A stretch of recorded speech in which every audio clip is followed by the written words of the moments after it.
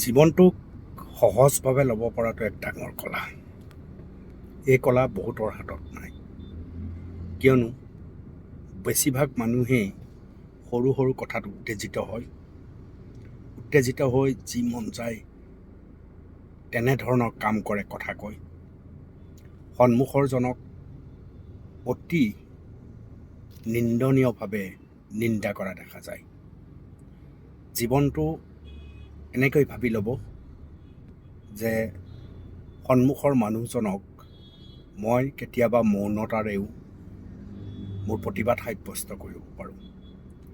সকলো সময়তে এনেকুৱা কথা নাই যে কথাৰ প্ৰত্যুত্তৰ দিব লাগে। কথাৰে কথাৰ প্ৰত্যুত্তৰ দিয়াৰ সলনি কামেৰে যদি কথাৰ প্ৰত্যুত্তৰ দিয়ে, সি এক সুদূৰ প্ৰসাৰী ফল লাভ কৰা যায়। কথাৰে কথা যেতিয়া কটা যায় তেতিয়া কথা বাঢ়ে, তাতকৈ বেছি আৰু একো নহয়। কথাৰে যেতিয়া কথা কটা যায় তেতিয়া ক'ৰবাত আপোনাৰ ব্যক্তিত্বও লাঘৱ হয় আপুনি নজনাকৈ। আপোনাৰ যদি নিজৰ এটা ওজন আছে আৰু আপুনি যদি ভাবে যে আপুনি ভিতৰি শুদ্ধ, তেতিয়াহ'লে আপুনি মনে মনে থাকক আৰু কামেৰে বুজাবলৈ চেষ্টা কৰক যে তেওঁ ভবা কথাটো নহয়, মই যি কথা ক'ব খুজিছিলোঁ সেইটোহে আচল সত্য কথা।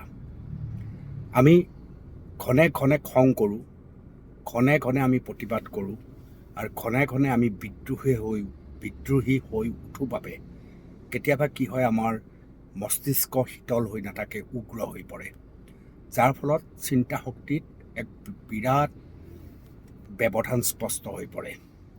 চিন্তা তেতিয়াহে আপুনি সুন্দৰভাৱে কৰিব পাৰিব যেতিয়া আপুনি খুব সহজ সৰলভাৱে জীৱন এটা উদযাপন কৰিবলৈ শিকিব। আৰু চিন্তাৰ প্ৰসাৰতা তেতিয়াহে হ'ব যেতিয়া আপুনি সুস্থ মগজুৰে কাম কৰিব। খং সেইসকলৰ মানুহৰ বেছি উঠে যিসকলৰ বন্ধু কম। বন্ধু যেতিয়া আপোনাৰ বেছি থাকিব আৰু বন্ধুৰ লগত যেতিয়া আপুনি আড্ডা দিব, তেতিয়া আপুনি দেখিব যে আপোনাৰ খং কমি আহিছে। আপুনি খং কমা নাই, আপোনাৰ খং কমি আহিছে আৰু আপুনি খং কৰোঁতাজনকো আপুনি ৰসালভাৱে উত্তৰ দিবলৈ সক্ষম হয়। কাৰণ বিভিন্ন বন্ধুৰ লগত বিভিন্ন ধৰণৰ কথা বতৰা যেতিয়া আপোনাৰ হয়, তাত মন মগজুত এক ডাঙৰ ক্ৰিয়া কৰে। সেইবাবে খং যিমানলৈ পাৰে নকৰাকৈ থকাটোৱে ভাল। আজিৰ যুগত প্ৰত্যেকজন মানুহেই ক'ৰবাত নহয় ক'ৰবাত হতাশ হৈ আছে, খঙাল হৈ আছে, অৱসাদত আছে। প্ৰত্যেকজন মানুহৰ মাজতেই বিষাদ আছে, প্ৰত্যেকজন মানুহৰ মাজতেই জেদ সোমাই আছে আৰু কিবা নোপোৱাৰ এক ভয়ংকৰ তাৰণা সোমাই আছে। গতিকে আপুনি ভাবি ল'ব লাগে প্ৰতিজন মানুহ আপোনাৰ নিচিনাই, আৰু তাৰ মাজত আপুনি নিজক আৱিষ্কাৰ কৰিব লাগিব, আপোনাক সতেজ আৰু সবল কৰি ৰাখিব লাগিব, উগ্ৰতা আপোনাৰ পৰা নোহোৱা হ'ব লাগিব আৰু সহজ সৰলভাৱে জীৱন উদযাপনৰ সকলো কাইদাই আপুনি শিকিব লাগিব।